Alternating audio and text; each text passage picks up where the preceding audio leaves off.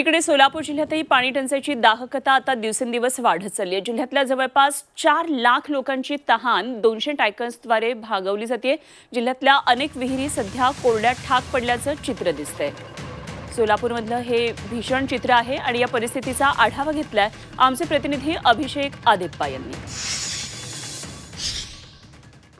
सोलापूर जिल्ह्यामध्ये जी दुष्काळाची दाहकता आहे दिवसेंदिवस वाढताना आपल्याला दिसून येते।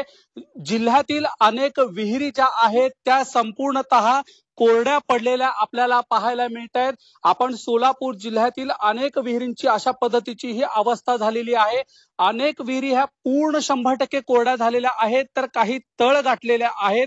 मात्र काही विहिरींमध्ये बोरच्या माध्यमातून थोडेफार पाणी सोडून त्या ठिकाणी साठवणूक करण्यात येत आहे। मात्र बोरची देखील अवस्था जर आपण पाहिली तर बोर देखील पूर्णपणे कोरडे पडलेले आहेत।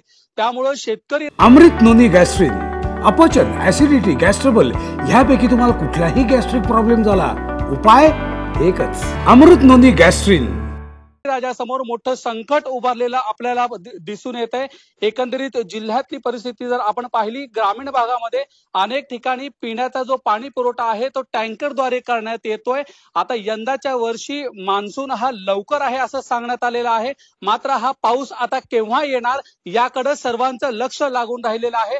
त्यामुळे लवकरात लवकर जर पाऊस झाला तर सोलापूर जिल्हा हा दुष्काळ मुक्त होईल अशी शक्यता वर्तवण्यात येत आहे। अभिषेक आदेप्पा, झी मीडिया, सोलापूर।